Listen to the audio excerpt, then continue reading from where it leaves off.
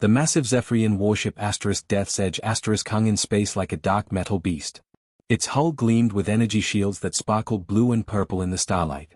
Admiral Velnora stood on the bridge, her 6 arms crossed as she watched the tactical display. Green dots showed her fleet's positions. Red dots marked human colonies.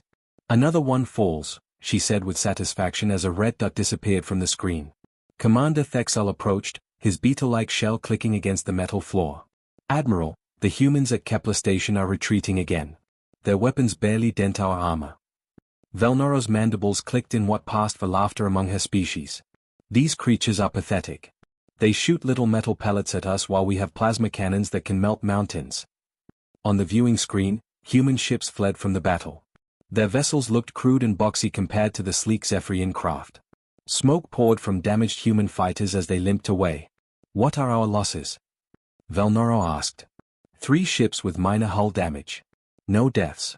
Their primitive bullets and missiles cannot penetrate our shields, Thexol reported. Far below on Kepler Station, Colonel Minute Kim watched the retreat through gritted teeth. Explosions rocked the station as Zephyrian plasma bolts struck the outer defenses. The metal walls groaned and sparked. "Sir, the south wing is breached," Lieutenant Unji Park called out over the noise. "We need to evacuate Sector 7. Minute nodded grimly. Around him, human soldiers ran with old-fashioned rifles and rocket launchers. Their equipment looked ancient compared to the alien technology raining death from above. "Colonel," Park said quietly, "we could end this fight in minutes. The restricted weapons vault is just 2 levels down. One antimatter charge would destroy their entire fleet." Minute face hardened. "Absolutely not, Lieutenant. The Stellar Ethics Accords are still in effect. We fight with conventional weapons only." "But sir, we're losing. Badly." "That's an order, Park. We follow the rules even if they don't."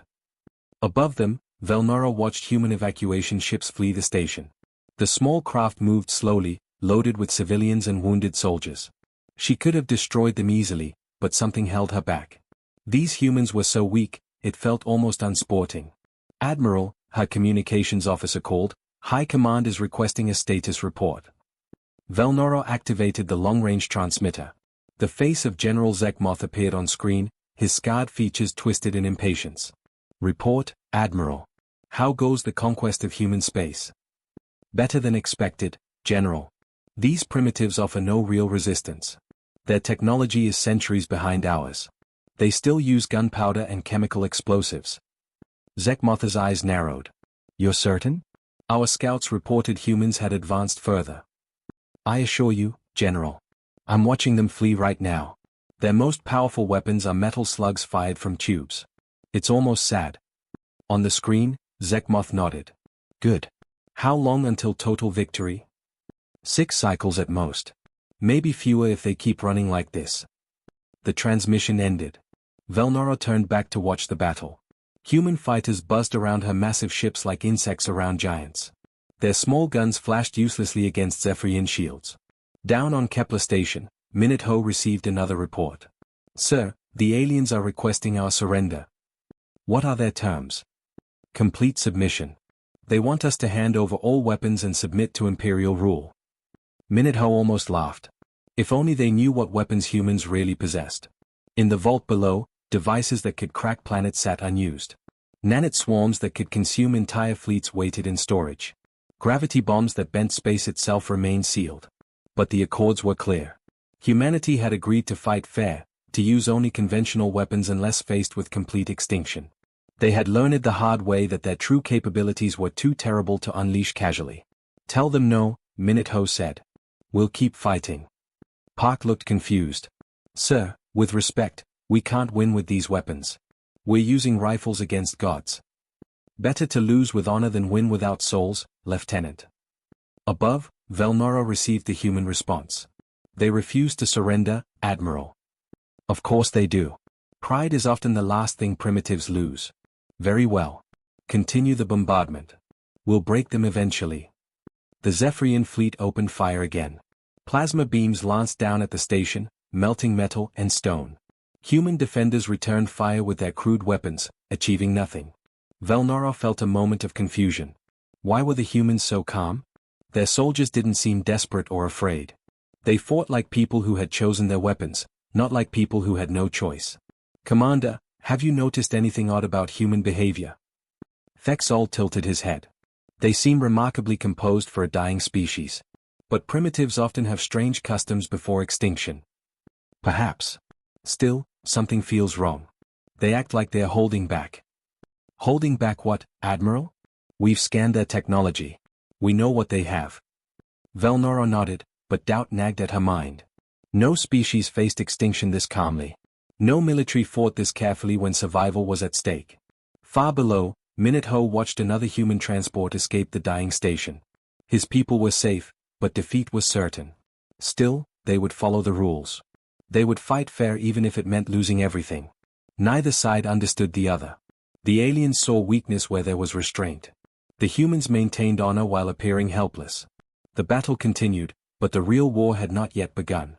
Intelligence Officer Kextar sat in his cramped office aboard the Zephyrian command ship, staring at data that made no sense. 3 months had passed since the invasion began, and something was very wrong with the humans. His screen showed battle reports from across human space. Every engagement followed the same pattern. Human forces fought bravely, then retreated in perfect order. No panic. No desperate last stands. No begging for mercy. They acted like they were following a plan that Kextar couldn't understand. "This is impossible," he muttered, his clawed fingers clicking against the desk. The door hissed open and 2 guards dragged in a human prisoner. The man wore the uniform of a human captain but showed no fear. His nameplate read J1 Lee. Kextar activated the translation device. "Sit down, human.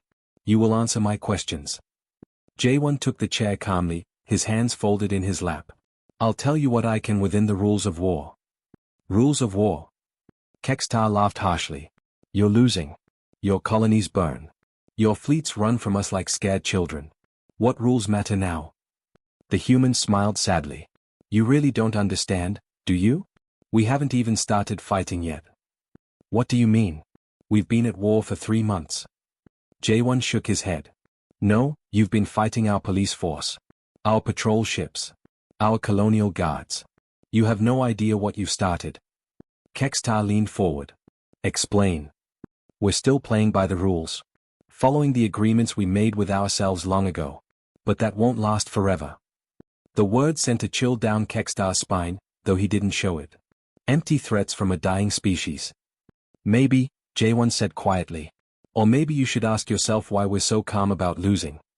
After the guards took the prisoner away, Kextar couldn't shake the human's words. He pulled up more battle reports and studied them carefully. The humans always retreated before taking heavy losses. Their ship designs seemed old-fashioned, using physical armor instead of energy shields. Their weapons were simple kinetic projectiles when the galaxy had moved to plasma and particle beams centuries ago. But their retreats were too organized. Too planned. Like they were buying time for something. Kextar accessed the intelligence files on human communications. Most were encrypted, but they had broken some of the codes. One message caught his attention. It was from Commander So-Young Choi to her fleet: "Maintain Accord compliance at all costs. Restricted engagement protocols remain in effect. Repeat, no level 5 weapons or above." Level 5 weapons? Kextar had never heard of such classifications. He searched for more references and found dozens. Level 7 systems. Level 9 protocols. Restricted engagement rules.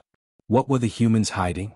Meanwhile, on Earth, General Domwook Nam walked quickly through the halls of Global Defense Command. The marble corridors echoed with his footsteps as he headed to the Emergency Council meeting. The Strategic Council chamber was filled with grim faces. Director Hyjin Bae sat at the head of the table, her expression worried. Around her sat the leaders of humanity's military forces. "General Nam," Director Bae said as he entered. "Please give us the situation report." Nam activated the holographic display. Red zones showed Zephyrian-controlled space, now covering nearly a third of human territory. The outer colonies are requesting immediate authorization to deploy Level 7 weapons systems. They say conventional arms aren't enough. The room fell silent. Everyone knew what Level 7 meant. Antimatter torpedoes. Gravity bombs. Weapons that could crack planets. "Absolutely denied," Director Bae said firmly. "The Stellar Ethics Accords remain in effect. We fight conventionally until absolutely necessary." Admiral Jinho Park spoke up from across the table. "Director, with respect, When will it be absolutely necessary? When they reach Earth. When they target civilian populations with intent to commit genocide, BAE replied. Not before. We are not monsters, Admiral. But they think we're weak, another officer protested. They're treating this like a simple conquest. Director BAE stood up slowly. Good. Let them think that. The moment we reveal our true capabilities, every species in the galaxy will unite against us. We've seen what our weapons can do. We've seen what we become when we use them. Nam nodded grimly. He remembered the old files from humanity's early space expansion. The weapons they had built in secret. The tests that had accidentally destroyed 3 moons. The nanites that had consumed an entire asteroid belt before they could be stopped. Humanity had voluntarily sealed those weapons away, promising themselves they would only be used if their species faced complete extinction. Back on the command ship, Kextar continued his investigation. He hacked into human industrial databases and found more puzzling information. Human factories were running at only 30% capacity. Their shipyards produced vessels with deliberately limited capabilities. Everything about human military production seemed restrained, held back by invisible rules. He compiled his findings into a report for Admiral Velnoro. The data showed a pattern that defied all military logic. The humans were losing on purpose. But why? What could they gain from appearing weak? What were they preparing for? Kextar submitted his report with growing unease. Something was coming. Something the humans were waiting for. And when it arrived, he suspected the galaxy would never be the same. The humans weren't fighting to win. They were fighting to give themselves time to decide if they wanted to become the monsters they could be. Kextar worked through the night cycle, his eyes burning from staring at computer screens. He had finally broken into the deepest levels of human data archives, and what he found there made his blood run cold.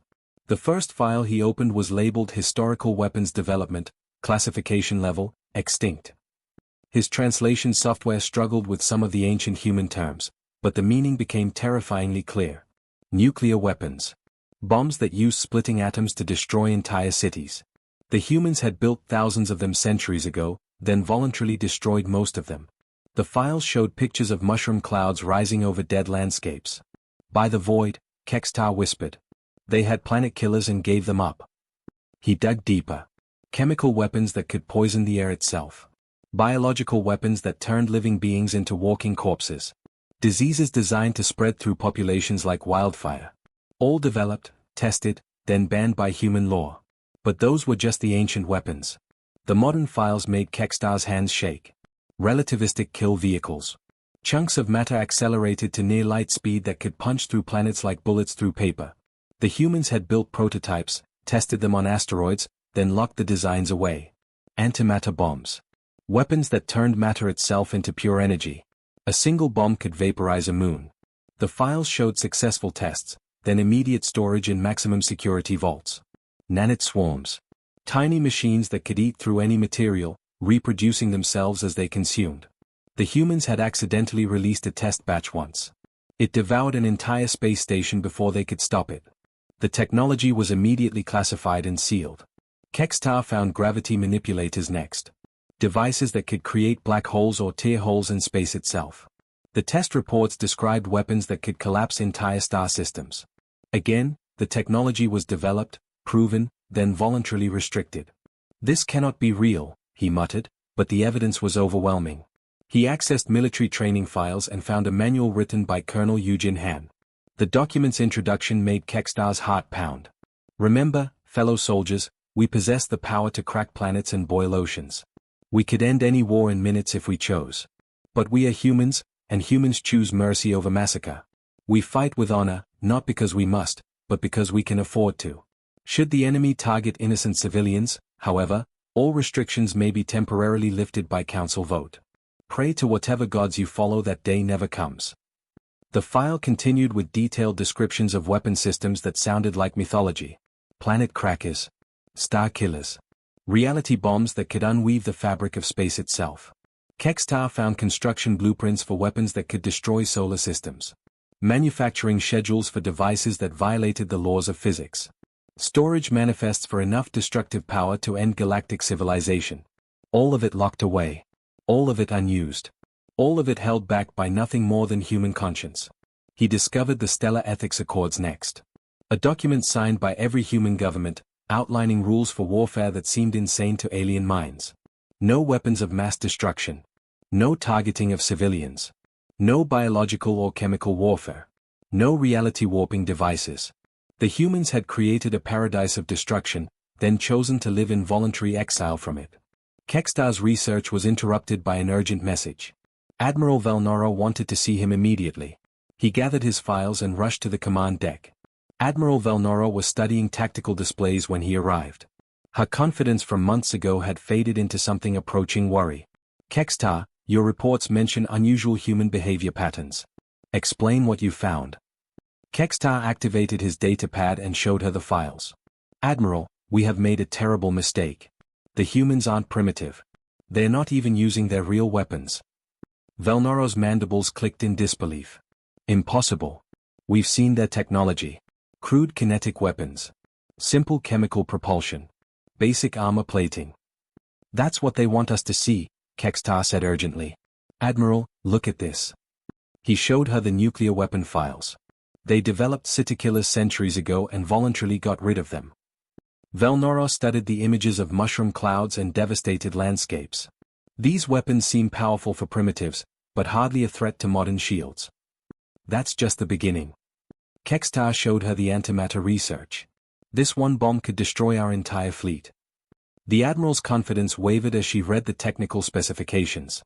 Surely they don't still have these. They do. Thousands of them. Stored in vaults across human space. Unused by choice, not inability. Kekstar continued showing her files. Gravity bombs. Nanite swarms. Reality manipulators. Each weapon more terrifying than the last. Admiral, he said quietly, we're not fighting their military might. We're fighting their conscience. They could have ended this war on day one, but they choose not to. They have weapons that could crack our home world like an egg, but they use bullets instead. Velnora stared at the data in growing horror. No species voluntarily limits their war capability. It makes no tactical sense. The evidence is undeniable, Admiral. They've been holding back everything. Every battle, every retreat, every defeat, it's all been them choosing to fight fair. The command deck fell silent as the implications sank in. They weren't conquering a primitive species. They were poking a sleeping dragon that could devour galaxies. Velnora's voice shook as she spoke. If they have such weapons, why haven't they used them? Kekstar looked at the final file on his pad. According to this, they will. If we target their civilians. Commander Thexol stood on the bridge of the Zephyrian destroyer Bone Crusher watching the orbital bombardment of New Sol through the main viewer. The human colony spread across the planet's surface like a glowing web of lights. Target the population centers, he ordered his weapons officer. High Command wants this planet pacified quickly. Plasma beams lanced down from the Zephyrian fleet, turning city blocks into molten craters. Millions of civilians ran through burning streets as their homes vaporized around them. Children screamed for parents who would never answer. Thexol felt nothing as he watched. These humans had resisted too long. Fear would teach the rest to submit. Sir, his communications officer called, we're receiving surrender requests from the surface. Ignore them, Thexol replied coldly. Continue firing until nothing moves. The bombardment lasted 6 hours. When it ended, New Sol was a smoking ruin. 4 million civilians lay dead in the ashes. Across human space, the footage spread like wildfire. Emergency broadcasts showed the burning cities, the fleeing families, the children who died clutching toys. Every human world received the same terrible images within hours. On Earth, President Sukjano sat in his office, staring at the reports with tears in his eyes. He had led humanity for 8 years, always choosing the path of peace. Now that path had led to this moment. His aide knocked and entered. Sir, the Global Defense Council is ready. The council chamber buzzed with angry voices when the president arrived. Military leaders shouted for immediate retaliation. Civilian representatives demanded justice for the dead. Everyone wanted blood. President O raised his hand for silence. The room fell quiet, waiting for his words. My fellow humans, he began, his voice heavy with grief. Today we face a choice that will define us as a species. The enemy has chosen to ignore all rules of civilized warfare. They have murdered innocent civilians by the millions. He activated the main display, showing the stellar ethics accords that had governed human warfare for 2 centuries. These laws have kept us from becoming monsters. They have prevented us from using weapons that could end civilizations. But the enemy has shown they do not understand mercy. They see our restraint as weakness. The president's voice grew stronger. I call for a vote to temporarily suspend the Stellar Ethics Accords. To allow our military commanders to use any means necessary to defend human lives. The vote was swift and unanimous, but no one cheered. They all knew what they were unleashing. Across the galaxy, Admiral Junseo Kang received the authorization codes aboard his flagship Righteous Fury Star. His fleet had been holding position near the Centauri system, using only conventional weapons against the Zephyrian forces there. Sir, Commander Mi Young Song called from her tactical station, we're receiving priority alpha codes from Earth. Junseo's blood ran cold. Priority alpha meant only one thing, full authorization to use restricted weapons. He input his command codes with shaking fingers. The ship's computer chimed softly. Stellar Ethics Accords temporarily suspended. All weapon restrictions lifted. Authorization confirmed. Around the bridge, crew members went pale as weapon systems they had never seen came online. Antimatter torpedo tubes deployed from hidden compartments.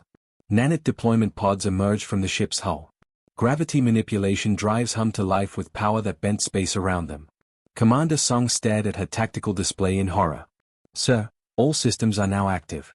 Antimatter torpedoes, nanite deployment pods, gravity bombs, everything. Junseo looked at his crew, seeing fear and determination in equal measure.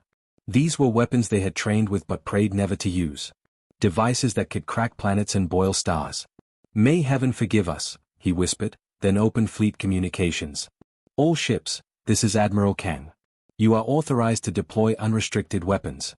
Show them what we've been holding back. The nearest Zephyrian battle group detected the energy signatures and moved to intercept. Admiral Velnora's ships approached with confidence, expecting another easy victory against human projectile weapons. Junseo watched them come on his tactical display. 30 Zephyrian warships, their energy shields glowing with power. Against any conventional force, they would be unstoppable. Antimatter torpedoes, full spread, Junseo ordered quietly. The weapons that launched from his fleet were invisible to normal sensors. They moved faster than light itself, warping space around them as they traveled. The Zephyrians had no time to react. The first torpedo struck Admiral Velnora's flagship. The antimatter payload converted the entire ship into pure energy in a fraction of a second. The explosion outshone nearby stars for several minutes. The second and third torpedoes found their targets. More Zephyrian ships simply ceased to exist, their matter converted to blazing energy that lit up the void. Deploy nanite swarms on the remaining targets, Junseo commanded. Clouds of microscopic machines poured from the human ships. They reached the surviving Zephyrian vessels and began their work. Metal hulls dissolved as billions of nanites consumed everything they touched, reproducing themselves from the raw materials. Within minutes, proud warships became expanding clouds of gray dust. The final Zephyrian ships tried to flee, but Junseo activated the gravity bombs. Space itself twisted around the alien vessels, crushing them into singular points of infinite density. In less than 10 minutes, an entire Zephyrian battle group had been erased from existence. Junseo stared at the empty space where 30 enemy ships had been. God help us all, he whispered. We've become the monsters we swore never to be. But across human space, other fleets were receiving the same authorization codes. The gloves were finally off, and the galaxy would soon learn why humanity had hidden their true nature for so long. Admiral Velnora stood frozen on her command bridge as impossible readings flooded her senses. The human fleet approaching her position defied everything she understood about physics and warfare. Admiral, her science officer called out in a shaking voice, their energy signatures are off all our charts. These weapons, they shouldn't be possible. Through the main viewer, Velnora watched Commander Sujin-on's human fleet advance like a force of nature itself. The human ships no longer looked crude or primitive. They pulsed with energies that made space itself ripple around them. What are those readings? Velnora demanded. Unknown, Admiral. But the power levels, they're reading higher than our main reactor output. From their weapons alone. Commander Thexol rushed to Velnora's side, his usually steady voice cracking with fear. Admiral, we're detecting gravity distortions around their fleet. They're bending space itself.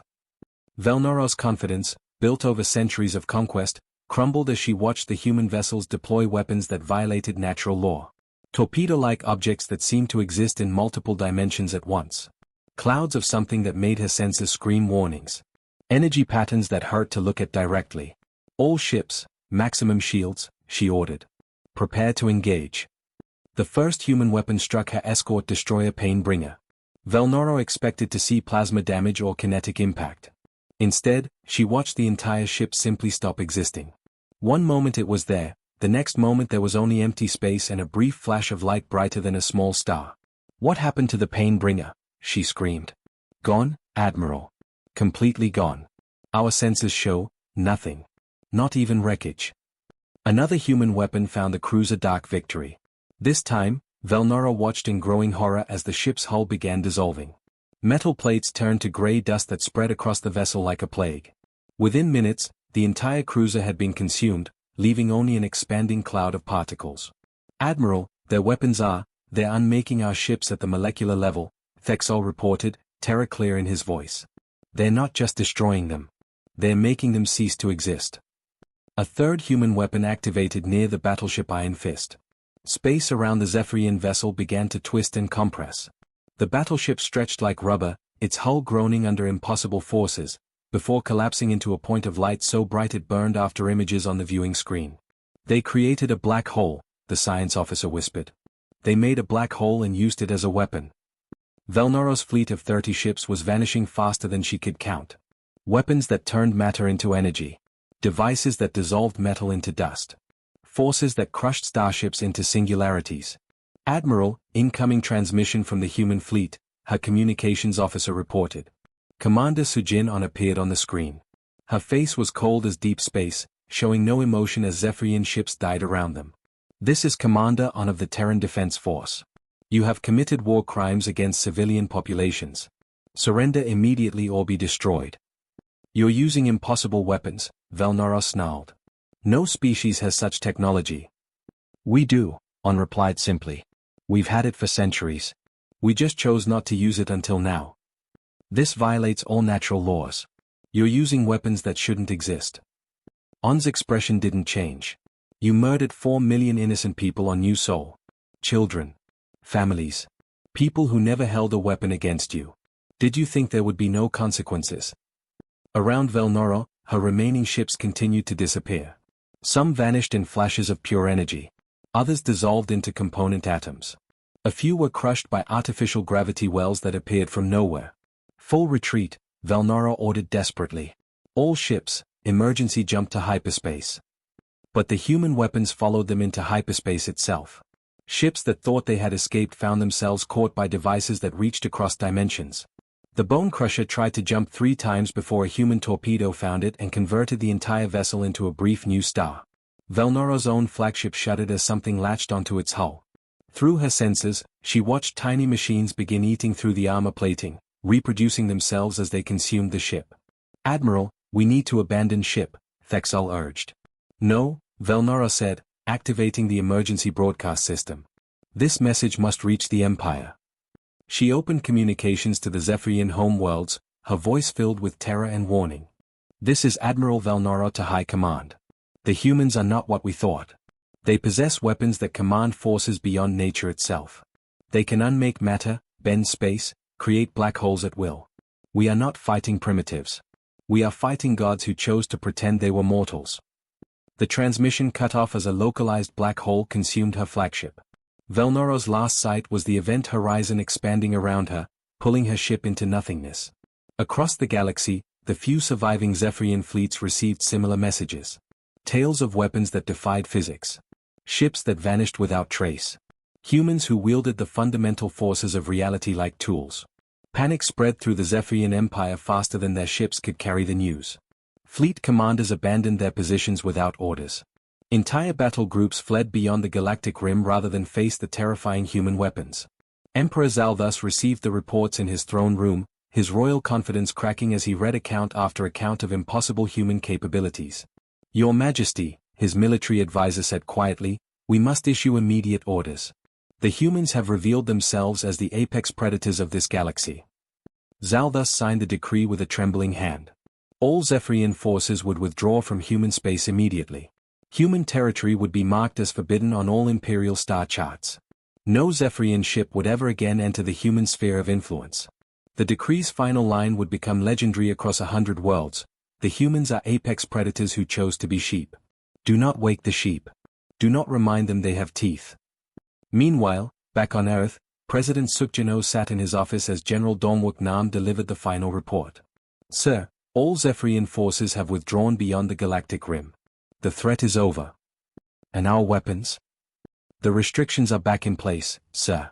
All restricted weapons have been sealed in the vaults. The Stellar Ethics Accords are fully reinstated. President O walked to his window and stared out at the stars. Somewhere out there, weapons that could crack planets sat locked away in maximum security facilities. Devices that could boil stars rested in climate-controlled storage. Technology that could unweave reality itself waited in sealed chambers.